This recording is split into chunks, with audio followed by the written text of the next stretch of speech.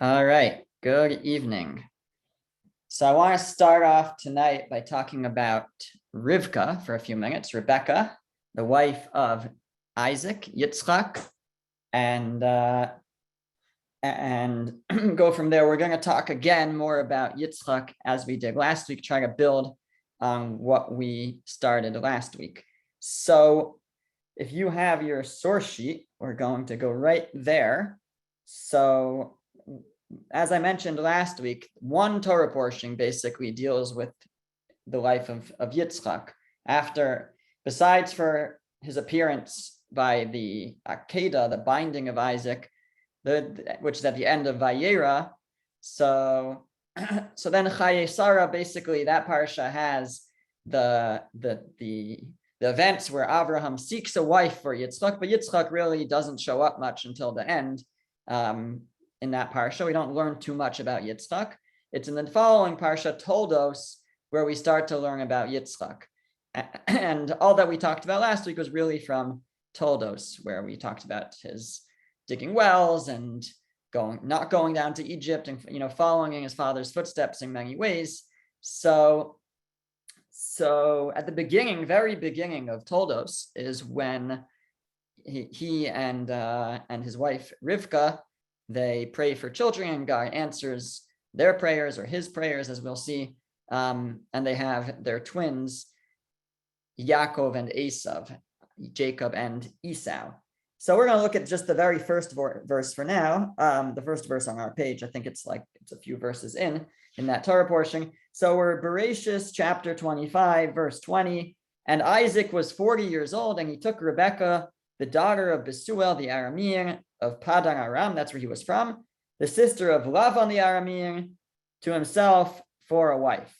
So it tells us that Yitzchak was married to Rebecca, and it tells us also exactly who her family was and where she was from. Now, Rashi is bothered because we already know where she's from. We met her last portion. We had a whole story with the servant of Abraham going and meeting with her family and bringing her back, and we know exactly who she is and where she's from.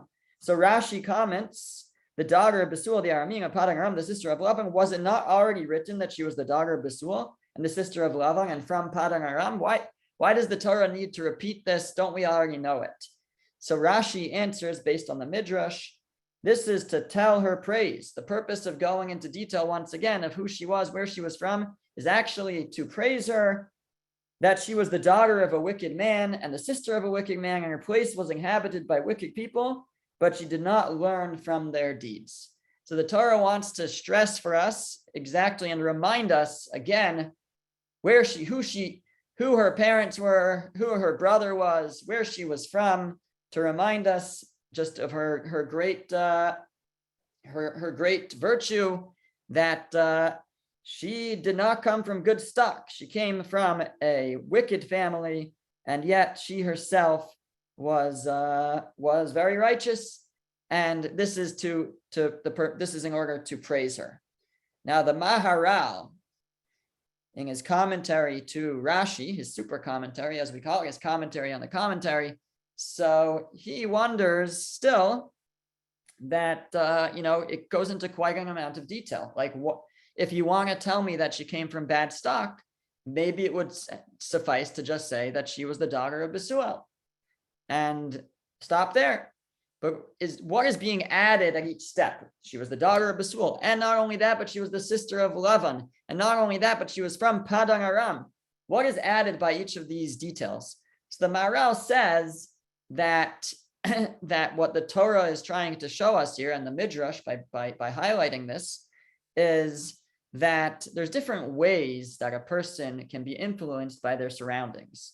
So one way is if somebody that we respect or that we fear lives a certain way, teaches us a certain way, so then we may end up following in their ways for better or for worse. And that was her father. That was Besuel. Even though she would have feared him, and perhaps as a result of that, got into line with his ways, his idolatry, whatever else he was up to, according to the Midrash, she tried to kill the servant Eliezer. So, definitely not the finest of individuals. And yet, despite that, she is not influenced by him. And then there's other influences, like by love. And in a certain way, one of the strongest influences is sibling love, the closeness of siblings. And so we might, even if she wasn't influenced by her father, but maybe she would have been influenced by her brother, by the closeness of a brother and a sister. And to that, the Torah says, no, despite that, she was not influenced even by her brother. And then a person could be influenced not from fear, not from love, but just from sort of the natural impression, the natural influence of the society around us. The Rambam, Maimonides, has a quite an astounding statement where he it shouldn't really be so astounding, but it's very important, that he writes that it's natural for a person to become influenced by their surroundings. And therefore, it's so important to surround ourselves with good people, because we are bound to be influenced, and it's human nature. And actually overcoming that is quite a task. You have to go against human nature to overcome it. And that's what the Torah is stressing when it tells us about the society she was from. She was from Padan Aram, not a righteous society. And again, despite that, she's not influenced by their surroundings. And it's important. The Rambam really, when he writes about this, he's stressing the importance of being aware of this. And the Rambam says, if you live amongst people who have a bad influence, you should move. You should go somewhere else. And to the point, I think, where he says that if you can't get away, you should become a hermit. Go off on your own so that you're not influenced. But it's important to realize just how much of our surroundings, of our society, seeps into our psyche and shapes us. And it's important to choose really carefully what we avail ourselves to, what we open up ourselves to. So because everything has the potential to influence us. But Rivka is not influenced. Rivka somehow manages to overcome this. And that's what the Torah is bringing out when it describes exactly who she was from and where she was from, to show us her praise that she was able to overcome these influences. Now, what is a way that we can think about this, and also for ourselves recognize that there are influences that in society that may not be positive for us, for good Jewish boys and girls, and what do we do to overcome that? So one approach, which is expressed in a letter written by the Chazon Ish, Rabbi Avram Yeshaya Karelitz, who was a great leader of the Jewish people in Israel in the 30s, 40s, 50s. He wrote in a letter to outreach workers, that don't worry, you're not going to be influenced, even if you're reaching out to secular people and they may pull you away. He says, no, you don't have to worry, because as long as you realize that you are an influencer, so that provides protection.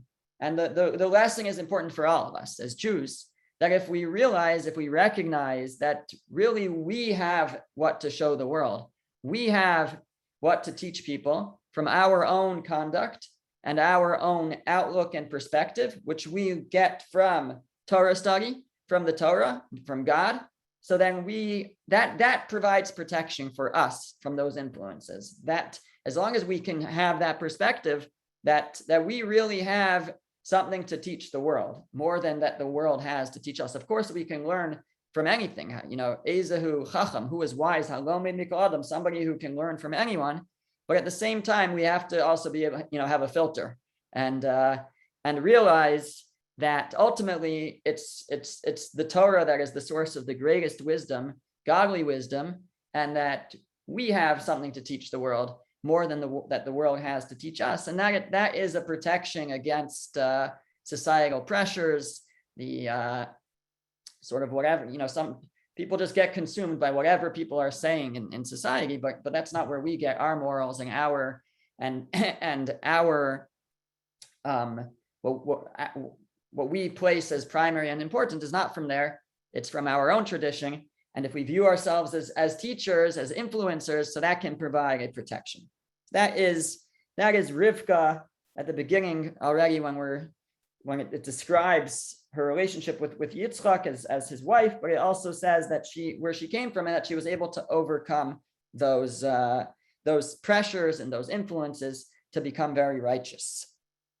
So turning back to Yitzchak now, we started to build on the defining character traits of Yitzchak last week, as opposed to Abraham, where we talked about how Abraham excelled in the attribute of chesed, of acts of kindness, and he was always running to do kindness, and definitely a people person and a major influencer, while Yitzchak was different. Yitzchak was maybe a little bit more contained, not as active in outreach. And we learned that Yitzchak's primary attribute was described in different ways, but what his son Yaakov describes as pachad Yitzchak, the fear of Yitzchak. Yitzchak lived constantly with the fear of heaven in front of him, with a constant awareness that he was standing before God, and every decision that he made was weighed with that awareness, and therefore he was very careful about what he did, because that was constantly on his mind, and everything was is this the right thing to do? Is it not? And because of that, we said that he really, in many ways, stuck to following in his father's footsteps in many ways, and in life decisions, that he was influenced by his own trait of fear of God. Is this the right thing to do? And what that actually lends itself to is the attribute of gevura, of might, and of constraint, of the ability to restrain ourselves from acting, to hold back, to consider. And in many cases, that was how Abraham was tested. Abraham excelled in acts of kindness, but God tests him with sort of the opposite. Can he restrain himself? Can he hold himself back when called upon? Yitzchak was a master of restraint, of holding himself back, of constantly living with that awareness that he's walking before God, that fear of heaven, and that affected him in all aspects of his life. As we're saying, Abraham, we know, experienced 10 tests, and many of them related to challenging him on his own trait, the trait that he had developed within himself of just being a master of kindness. So he's challenged on that, because it's not always the right thing to do, to be what we think is kind, because kindness to one person could be not kind to another person. It could be not kind to ourselves. And we have to know how to balance that. And so Abraham is challenged. Can he restrain his kindness when called upon? Yitzchak's attribute is that itself. It's restraint. It is the ability to hold himself back. So, and the other way that and his attribute is fear of heaven, a constant fear of heaven. There's another word that is used to describe Yitzchak's attribute, which is din, which means justice. And I suppose it falls in where like things are fit into place. They're the way they're where they should be. Everything is just. Everything is judged. God is constantly watching over everything, and so Yitzchak's test would make sense if it was on that attribute. When we learn about Yaakov, we're going to see that Yaakov is described as a man of truth. But as I mentioned last week, I think, when we learn about his life, we're going to see that he's constantly challenged actually on really to go against himself. His attribute is emes, is truth, but often he's challenged. Can he overcome that? Can he sort of go against that? So when we explore Yaakov, we're going to see that. But it's not as clear with Yitzchak. do we ever see him challenged on his own midah, his own attribute? Do we ever see him challenged on this attribute of restraint or of strict justice? Do we ever see that? So one idea maybe we could suggest is what we talked about last week was that Yitzchak at first was very different than his father in that he wasn't going around and promoting and publicizing God's name. He did not. The Torah many times says about Abraham, Vayikra b'shem Hashem, and he called out in the name of God. He was all over trying to rally people to the idea of one God, one omnipotent God. Yitzchak, like we said, was more restrained. He held himself back. He perhaps didn't think he was worthy of that. Until later in his life, God reassures him. But maybe that is his one way in which he's tested is, Yitzchak, you gotta get out there. Stop restraining yourself. Stop holding back. Stop being so fearful, and be a little bit more proactive. Again, the person who's fearful, they kind of, it's internal, and they turn towards themselves. They turn towards focusing on themselves. Am I doing the right thing in my relationship with God? Which is a very important thing for a person to do. But again, it all has to be with balance. So Yitzchak is challenged. Can you also, look outwards, look beyond yourself, and maybe look at the spiritual state of other people? And Yitzchak, we see, eventually does go and actually call in the name of God. So maybe that is one way in which he is tested. Well, what I want to share today and spend really the bulk of tonight's class on is just a deep and fascinating idea from Rav Eliyahu Dessler about what was, where do we find that where Yitzchak's own attribute is challenged. And Rav Dessler builds up an idea that Yitzchak's attribute is challenged finally when he is going to bless Esav or Yaakov, Jacob. We'll look into the story about what happens a little bit, but at the end, sort of as he's getting older, it's time to bless them, and it's at that moment that we encounter a test to Yitzchak, which tests his own worldview, his own perspective. Can he adjust? And that's really what we're saying all these tests are about, is a person has a certain midah, a certain attribute that drives them. And all these attributes are very important, whether it's somebody who's driven by kindness, whether somebody is driven by fear of heaven, whether somebody is driven by truth. All of these three attributes, each person could be driven by them differently, but we have to be able to incorporate the other ones also. And that's where Yitzchak's challenge is going to come. So let's see a little bit.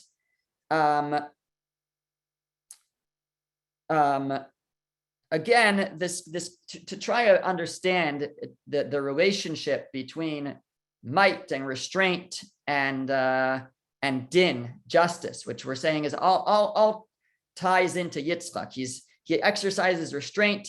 He has fear of heaven at all times, and he's insistent on justice, on God's justice, really. And they all really boils down, it comes from the fear of heaven. It comes from that constant awareness and really nullification of self before God. When somebody nullifies themselves before God, so they submit themselves, really. That's maybe a better word. Somebody submits themselves before God. They submit themselves to God's ultimate justice and to really to the ultimate good of a relationship with God. That's the ultimate good for a person. So this is what drove Yitzchak. It's this constant fear of heaven, and therefore restraining his actions, and also this constant awareness and adherence to strict justice, insofar as he understood that we're dealing with the master of the universe, and we are responsible for our choices. So let's pose a couple of questions. So for starters, why didn't Yitzchak simply do what his father did? Meaning, we can assume that as these, as great as the forefathers were, that they were somewhat in control of what would drive them. What would be the source of their life perspective. So Avraham, he looked at things through the lens of acts of kindness. He recognized God's kindness, he emulated it. Yitzchak, his path was different. While he ended up copying, as we said, many of Avraham's choices, but it wasn't driven from the same source. It wasn't because he wanted to always be doing kindness, and he didn't necessarily copy those acts. He was driven by a different attribute, this attribute of fear of heaven, of submission. So why didn't he take the same path as Yitzchak, as Avraham? So let's look for a second at back at the source sheet, still in source 1, verse 21. So we mentioned Yitzchak was married to Rivka, and then in verse 21 it says, and Isaac prayed to the Lord opposite his wife because she was barren. So they didn't have children yet, and they prayed, and they each prayed separately, and the Lord accepted his prayer, and Rebecca, his wife, conceived. So Rashi is very attuned to the language of the verse, and he notes that it says the Lord accepted his prayer. Even though they were both praying, it says the Lord accepted his prayer. So why did the Lord accept his prayer? So Rashi says, but not hers. For the prayer of a righteous man, the son of a righteous man, does not compare to the prayer of a righteous man, the son of a wicked man. Therefore, he accepted his prayer and not hers. So Rashi explains, why was his prayer accepted and not hers? Now, it's not that hers couldn't, but just that his was greater than hers. Why was his greater? Because he was he was a tzaddik, the son of a tzaddik, a righteous person, the son of a righteous person, while she was a tzaddik, she was a tzaddikah, she was also righteous, but she came from wicked stock. Now, hold on a second. Just one verse earlier, we were praising her for coming from wicked stock and not learning from their deeds. And now, all of a sudden, it's like a put down. She wasn't as great as him because she came from Besuel and from that family and that place. So it seems to be a little unfair. Not only that, I mean, wouldn't you say that she was greater? Somebody who overcame all of that? Wouldn't you say, in fact, our sages teach us that a place where a Baal Teshuvah, somebody who has repented, a place where they stand, even the greatest and most righteous person can't stand. That somebody who returns, somebody who is able to change themselves, that's even greater than somebody who was doing it the whole time. So it's a little bit difficult to understand this Rashi, which is actually based on a passage in the Talmud, so it's not his own idea, that his prayer was answered because he was righteous, son of the righteous. He was the son of Avraham, and therefore he had greater merit. So how do we understand this? So one way to understand it, Rav Dessler quotes from an earlier sage, Rav Simcha Zissel of Kelm, the Alter of Kelm, great Musar leader, that the way to understand it is as follows. The greatness of Yitzchak was that even though he was the son of Avraham, it wasn't just sufficient for him to just do whatever Avraham did. So I know, again, we said that often he would just do what Avraham did, but in his development, he wasn't at all doing what Avraham did. He was developing himself internally very differently than Avraham. He was developing different traits, different midos. He was doing it differently. He wasn't just copying exactly what Avraham did. And the reason for that was, he says, because if he just did exactly what Avraham did, it wouldn't necessarily cut to his core. It wouldn't necessarily be him. You have to be yourself. You have to grow and work on your own potential, on who you could be. And if he was just doing what Avraham did, so then maybe he was just doing it because like that, that's what he grew up doing. But would he have ever internalized it, made it a part of him? Maybe, maybe not. we have said that that when a person acts in a certain way, actually they do end up becoming more passionate and internalizing it. But Yitzchak apparently held differently. He didn't want to do that. He didn't want to just do exactly what his father did, because that wouldn't necessarily be him. He wouldn't have necessarily internalized that and assimilated the outlook and the way of his father. Rather, he kind of dug deep, and he toiled to develop his own path through a different midah, through a different attribute, which is something very, very difficult and very great. And as we've said a few times, the forefathers understood that they were creating a nation here. They understood that they were instilling these attributes in their offspring. So Yitzchak says, I'm not going to just do exactly what my father did. I'm going to do something a little bit different. I'm going to develop a different area, a different trait, and pass that on to the future generations. And that says the Alter of Kelm, of Simcha Zissel, that's why Yitzchak is being praised for being a tzaddik ben tzaddik, a righteous person, the child of a righteous person. Not because it's like automatic, you get the merits of your father. If your father was righteous, then you're righteous, then you get those points, and your prayer gets answered before someone else. No. It's not exact. That's not all what's going on here. It's actually that he overcame, in a certain sense, being the child of a righteous person. A person grows up doing, let's say a person grows up in a religious home. So they just, you do everything, you know what to do, and it can really become just rote, and it can lose the meaning. While somebody who, let's say, didn't grow up religious and they start practicing mitzvot later in their life, so it might be so much more meaningful for them because it's something that they chose to do and they thought about. So for someone like Yitzchak, who grew up with it, he had been taught it, to find meaning and to forge his own way. In a sense, he's overcoming something, and that's what the Torah is praising here. That's what he's being credited for, and therefore he merited to have his prayer answered, because he had sort of overcome his being the child of Avram, not just doing whatever Avram did, which could become rote. It could be automatic. It could be that he wouldn't internalize that. So rather, he developed within himself something meaningful and something important to pass on to future generations. And again, his contribution is really the ability to restrain oneself, to overcome the challenges of life.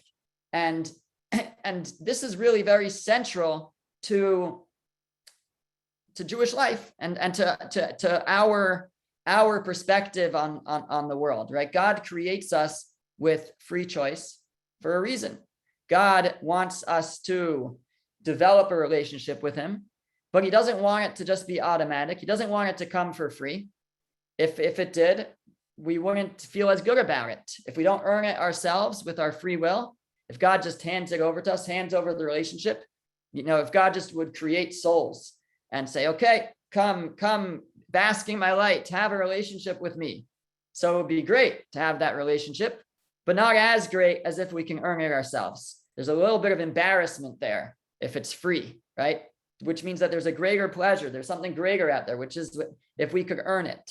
So God creates a world with the greatest potential for relationship with him, the greatest potential of pleasure that could be experienced from a relationship with God, because it will be earned.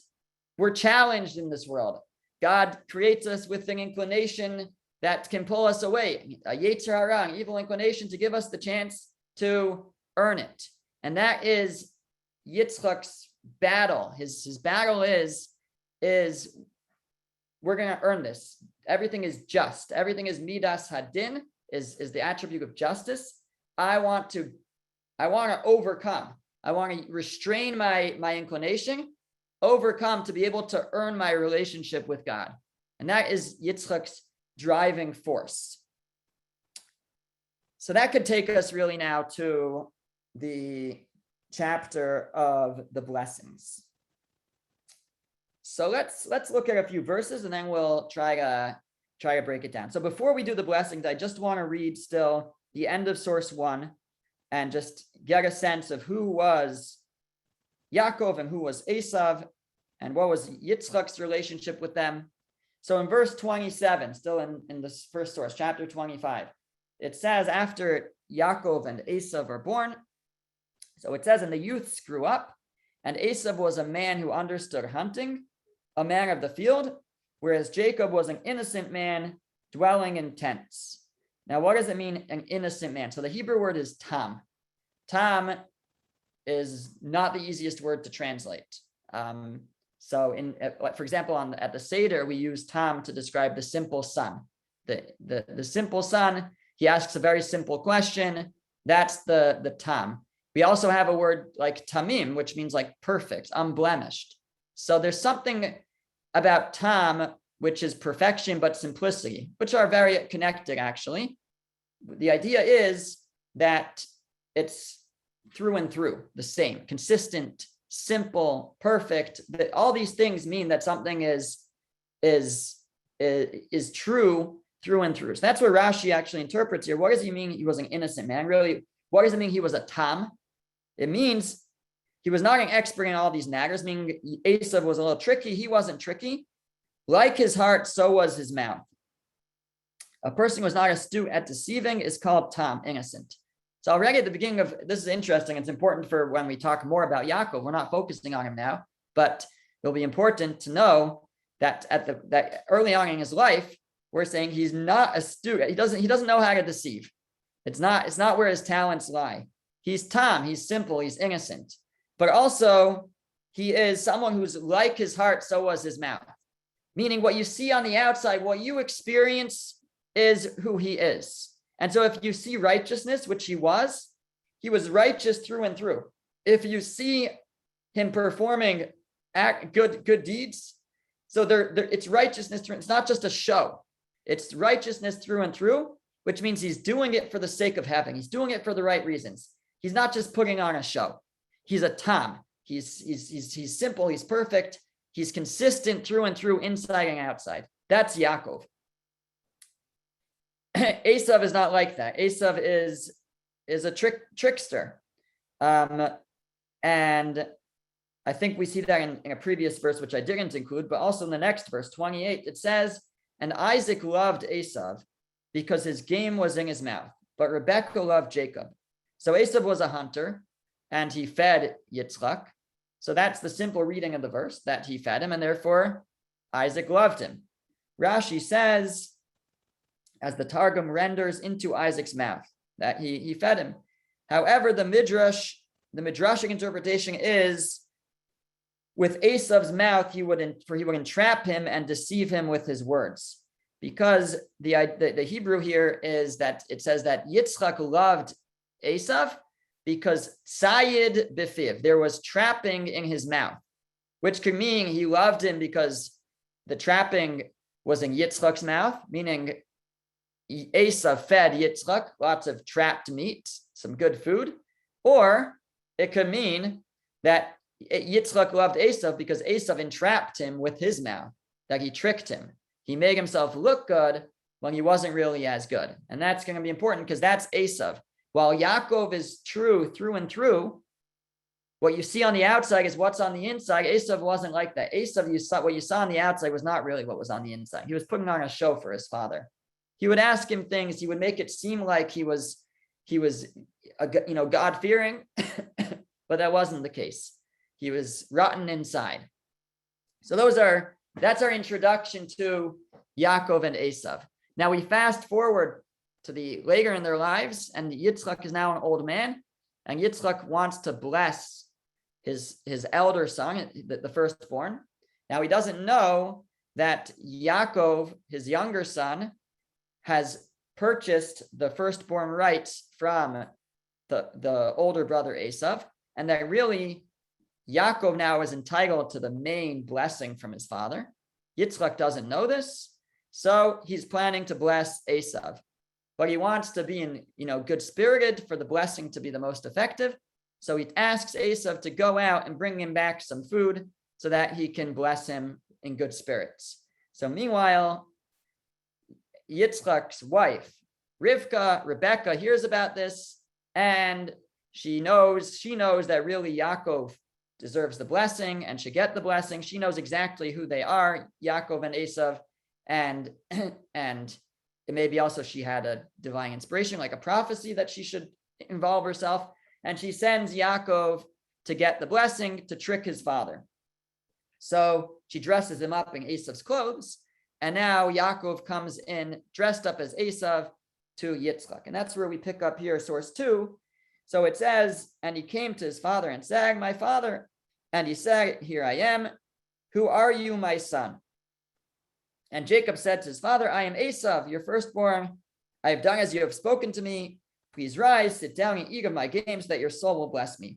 So again, our focus tonight is not on Yaakov and his deception. Be a topic for another time. We want to focus really on Yitzchak and what's his thinking throughout this this process here.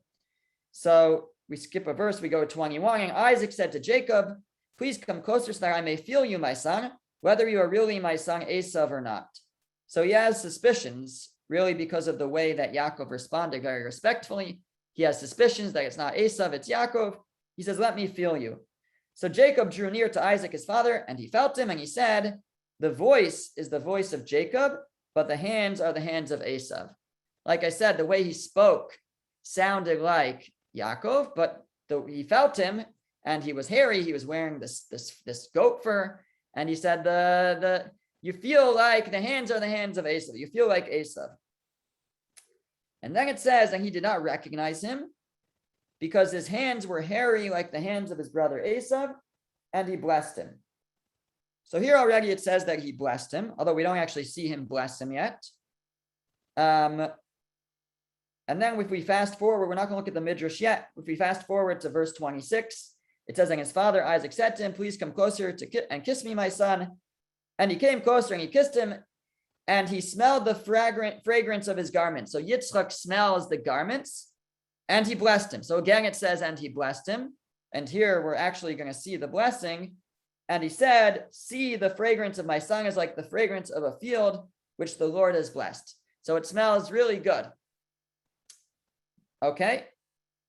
And we're going to skip the commentary and go to 28. And it says, and may the Lord give you, so here's the blessing. May the Lord give you of the dew of the heavens and of the fatness of the earth and an abundance of grain and wine. So he blesses him with great wealth.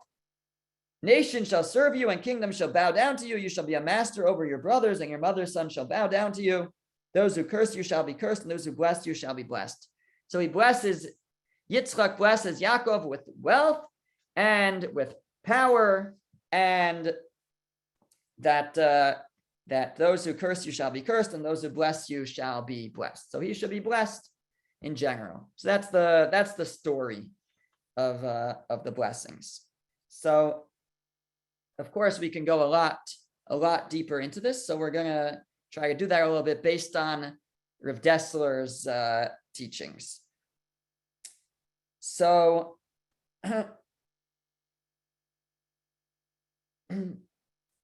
so he asks a number of questions. A basic question is,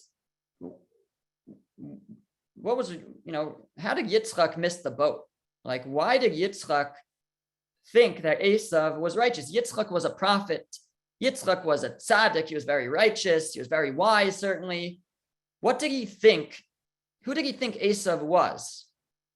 Didn't he realize that Yaakov was so much greater? Why did he want to give Esav the blessing over Yaakov? That's question number 1. Question number 2, if God wants Yaakov to receive the blessing, why does he arrange it in such a strange manner that Yaakov has to get it through the subterfuge, through pretending to be Esav? What purpose does that serve? Why did it have to happen in this manner? Why couldn't it just happened more straightforward? What was the purpose of this? What was the benefit of it happening in this way? So the truth is that the first question, how could Yitzchak have not realized that Esav was so wicked, is actually posed by the Zohar. And the Zohar says that the reason why he didn't realize was because God held him back. God didn't want him to realize. Min hashamayim, from the heavens, God clouded his vision, clouded his understanding, specifically so that when he gave Yaakov that he would end up giving Yaakov the blessing against his plan. So the one question kind of actually leads into the next, but we pose two questions. Why didn't Yitzchak realize that Esav was evil? And why did the blessing have to come about through this roundabout way for Yaakov? And the Zohar says the answer to the first question is for the second question, really. The reason why Yitzchak didn't realize that Esav was evil was because God didn't want him to. And why didn't God want him to? Because he wanted Yitzchak to try to give Esav the blessing and end up giving it to Yaakov. So what we can glean from this is that there was something about what Yitzchak was going to bless Esav with that God specifically wanted that blessing to transfer to Yaakov. It's almost as if Yitzchak wouldn't have given Yaakov this blessing had he known from the start that it was Yaakov, but now that he at least thought it was Esav, now he's willing to give him that blessing. And the question is, what is it? What is it about this blessing? What's the key to this blessing?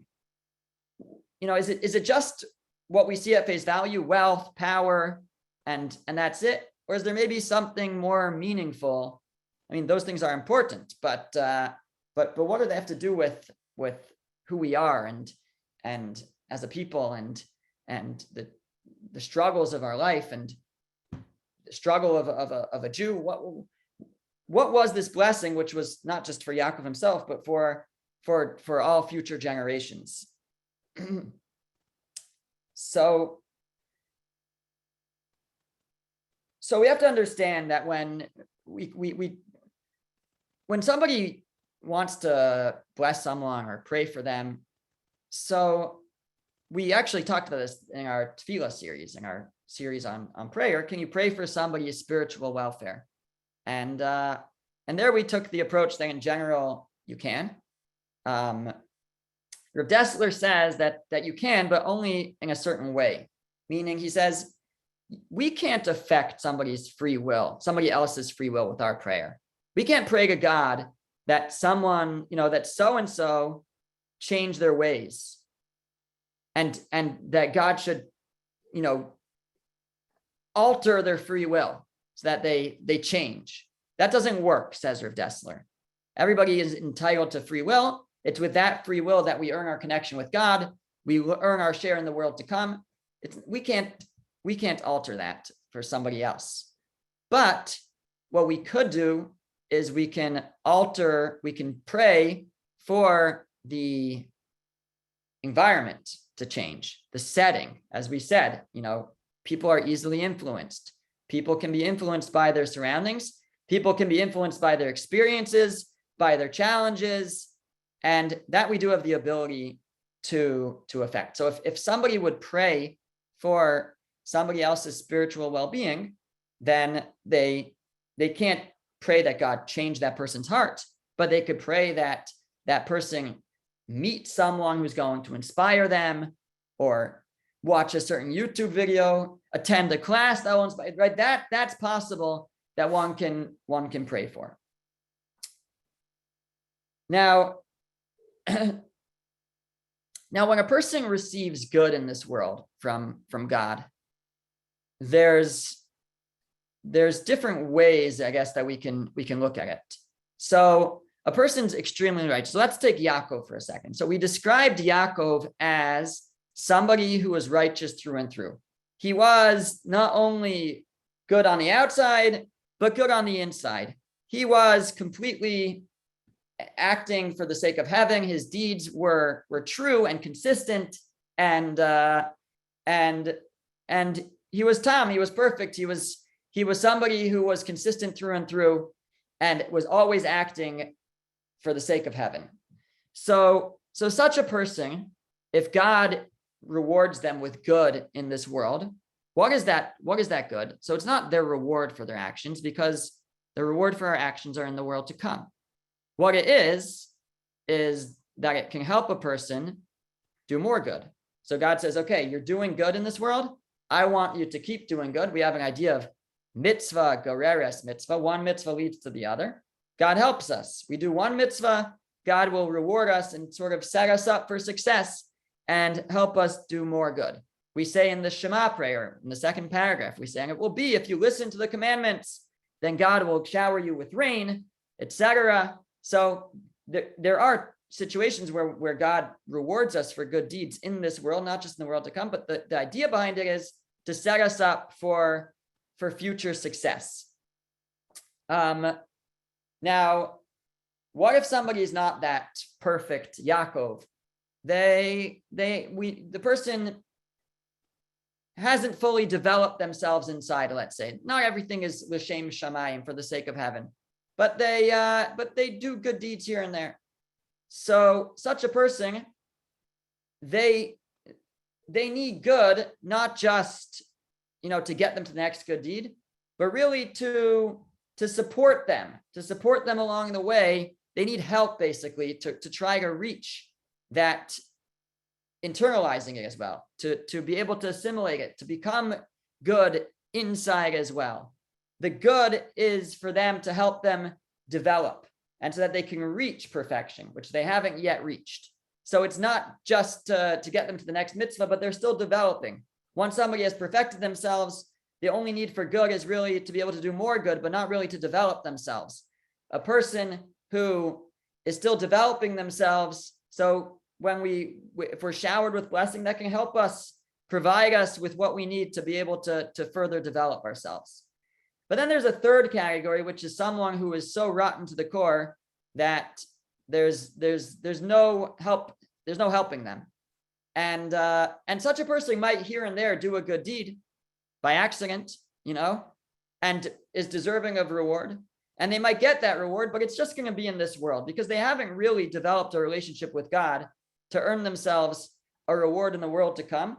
They'll get the reward here, and it's to their detriment, really, but they've never earned themselves a place in the world to come. So there's three levels that we're describing. There's the Yaakov level, that somebody who's good through and through, they've developed themselves, they've perfected themselves inside and out, and they are going to receive tremendous reward in the world to come. They're going to have a great relationship with God, and any reward that they receive here is really just to get them to the next mitzvah. Somebody who is still developing themselves, if they are being rewarded for their actions, it's to help them along. They're still developing. They need that help. They need that assistance. They're not there yet. And then there's the last category, where somebody who is just, there's no, what Rav Desser says, there's no spark left of anything, and no hope for them. And that person, there's no need for reward in the world to come. They'll get the reward here. Okay, I know this is complicated, but we're going to bring it all together. So who is Yitzchak? Yitzchak is somebody who believes in pure justice. Pure justice. He believes in God's justice, and he believes that like we described, God puts us in this world to test us. If we overcome those tests, we have the opportunity to earn the greatest reward, the greatest connection with God. So he looks at somebody who is a fully developed tzaddik, very righteous through and through, and he says, any help that we give this person, any reward, is actually to their detriment. Now, there's an idea that God really wanted to create the world with justice, but he saw that the world couldn't exist on strict justice, so he added mercy as well.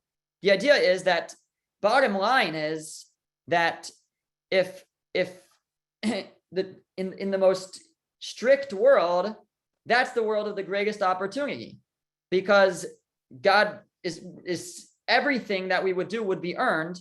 We wouldn't get anything unearned. By definition, mercy is unearned. So a world of strict justice would really provide the greatest potential for the closest, for closeness to God, for earning the greatest reward from God. But God said the world can't really function like that. Nobody would make it. We need that mercy. We can't live on completely strict justice. But that was the way that Yitzchak looked at the world. And he looked at somebody like Yaakov, who was fully developed, and he said, any blessing that this person will receive, it's not good for them. The greater the test, the more challenges he faces, the better for him. The more he can develop. He doesn't need to develop himself anymore. He's already perfected himself through and through. So he doesn't need my help. He doesn't need a blessing to help him. In fact, any blessing that he has maybe is to his detriment, because he has the opportunity to be tested and to overcome and to be dealt with in the strictest way and still make it to the top and earn himself the greatest relationship with God, the closest relationship with God, as somebody who made it through on the strictest terms. So in Yitzchak's worldview of strict justice, it's a detriment to Yaakov to give him a blessing like this. Esav, on the other hand, he knows who Esav is, or he thinks he does. You know who he thinks Esav is? He thinks Esav is that level too. He thinks Esav is somebody who he has some good deeds. They're not necessarily for the right reasons. He's still developing himself inside. He's still working on himself. He needs some help. He needs a blessing. He needs blessing to develop himself. He needs to have the right environment, the right comfort level. He can't have so much challenge. That's going to take him down. He's not going to be able to overcome that. So Yitzchak wants to give Esav a blessing. And really, Yitzchak sees a little bit of himself in Esav. Yaakov conquers the world. He conquers the Yetzer Hara. He conquers the evil inclination. He perfects himself through and through. Esav is struggling. Esav has to struggle constantly. Esav actually is born with it seems, some already very bad attributes. The Midrash says that when his mother would pass by a house of idolatry, he would kick to get out. So he's already born with this, but it's not to say that he can't overcome. Just as God tests him with these negative attributes, God instills him with tremendous gevura, might, restraint. He doesn't use it properly. He doesn't channel that might properly, but he could have. But he didn't. But Yitzchak sees a little bit of himself in Esav, somebody who fights the Yetzer Hara, somebody who needs to exercise restraint. And therefore Yitzchak wants to help him. And he's constantly trying to help him. And that is, by the way, says Rav Dessler, why he loved him so much. Because when we give to someone, when we're constantly giving to someone, we develop a love for them. Yaakov, he didn't have to constantly give to. Yaakov was okay on his own. But Esav needed his father. And so Yitzchak is always giving to him. And that's why he developed such a love. That's why the verse says that Isaac loved Esav. Because he was constantly giving to him. Now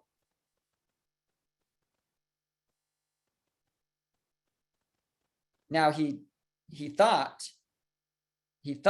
that this is who Esav was. He thought that Esav was that middle level, somebody who could take that blessing and maybe use it to improve himself.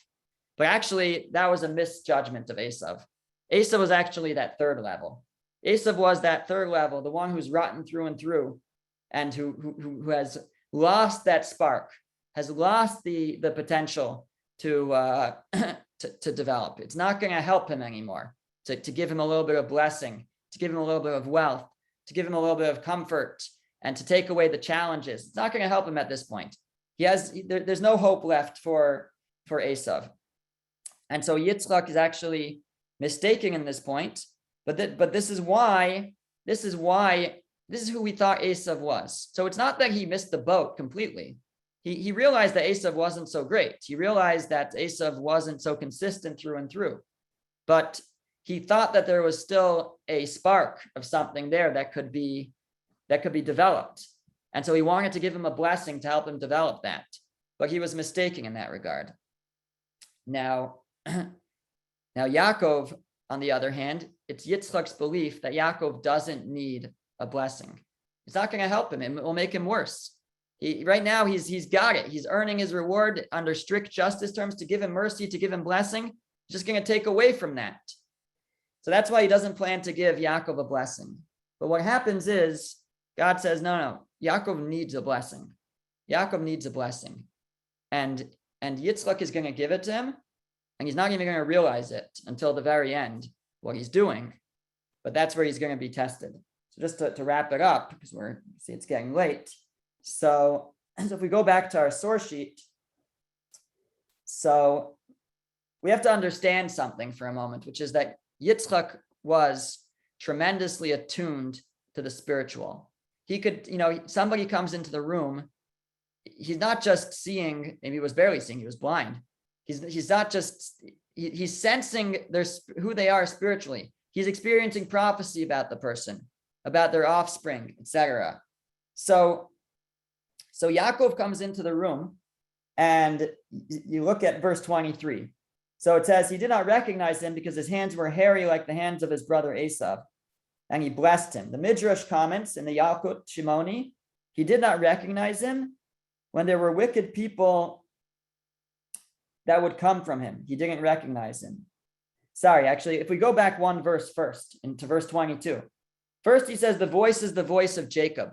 So Yaakov comes in, and Yitzchak senses the spirituality, he senses the holiness. He says, I think this is Yaakov. The voice is the voice of Yaakov. I see holiness here. But then he feels him, and it says he did not recognize him. And it says he sensed that there were going to be wicked people that would come from him. And he says, this doesn't seem like Yaakov, that there would be wicked people that would come from him. Of course, there were, plenty of wicked people in our history within the Jewish people. But Yitzchak said, maybe this isn't Yaakov.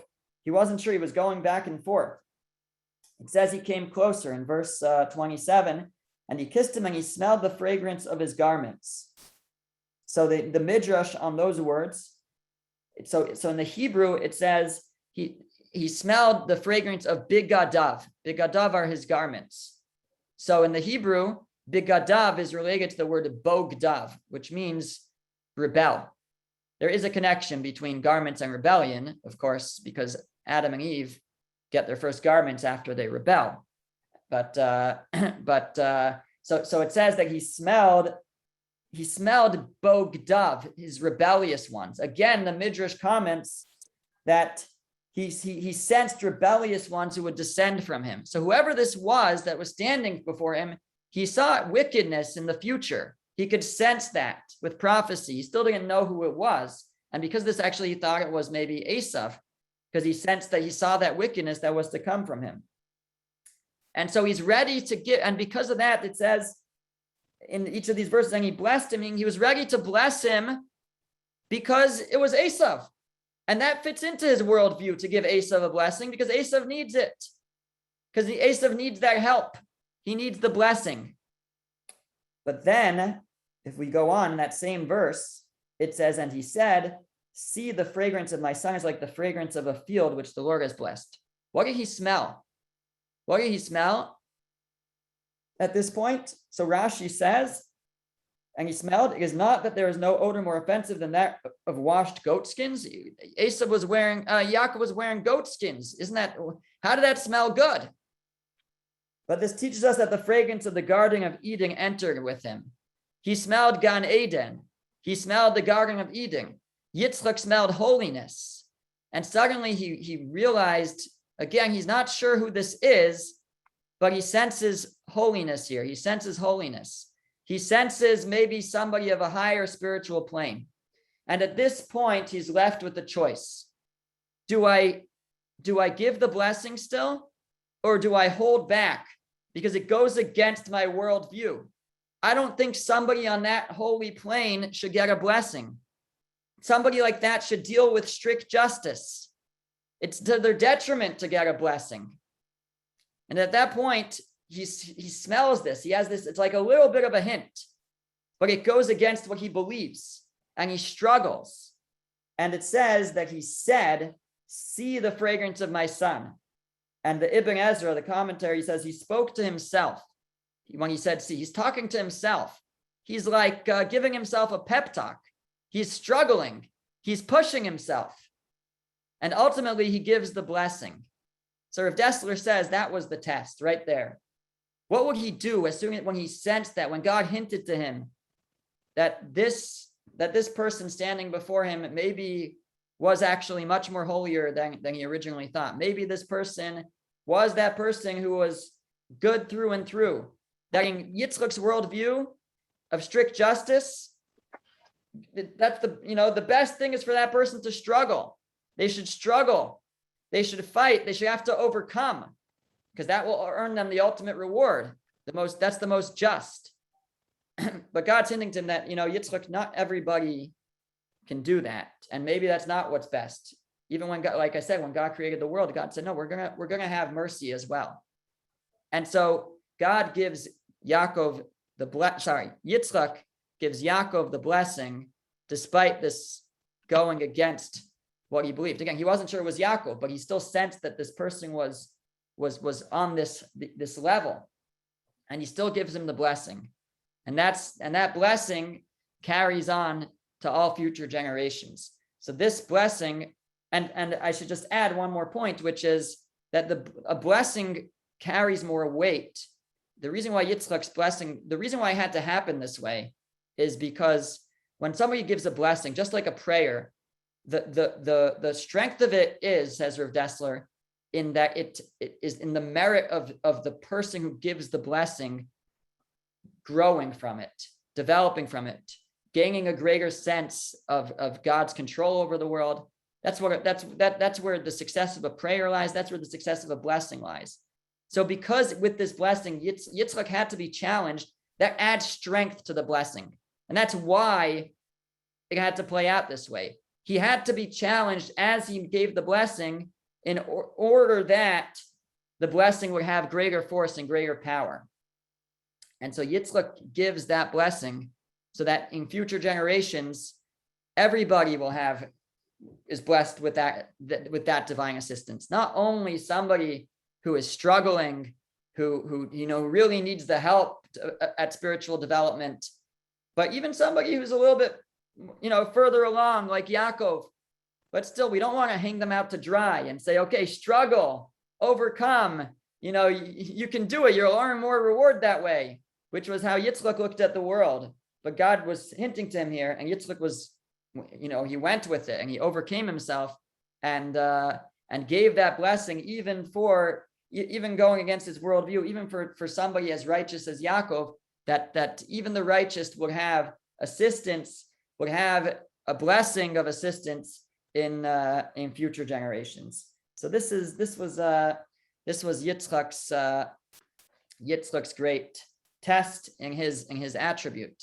And again, what it all comes down to is these two, and then a third worldview perspective of what drives us, and this is true for everybody. Some people are very focused on kindness, on acts of kindness and giving, and we want to give and we want everybody to have. And sometimes it could be a little bit unrestrained, and sometimes it could be to the detriment of others. And it's about knowing how to channel it. And then some people are very restrained and strict justice, and everything has to be deserving, and you have to earn everything. And if you didn't earn it, you don't get it. And that, can also be a proper worldview, again, when channeled correctly, with that mercy and that kindness mixed in. And it's all about synthesizing them to find the golden mean, to find the right way of bringing these things together. And that's really where Yaakov comes in as the third generation of the forefathers, where he's going to excel in Torah and in emes and truth. And hopefully we'll try to bring it all together when we talk about Yaakov. Okay, I'm sorry for taking us a little bit over time here. I hope that wasn't too deep, but I hope it enlightened us to deep perspective on this passage. All right. what Yitzchak said to when he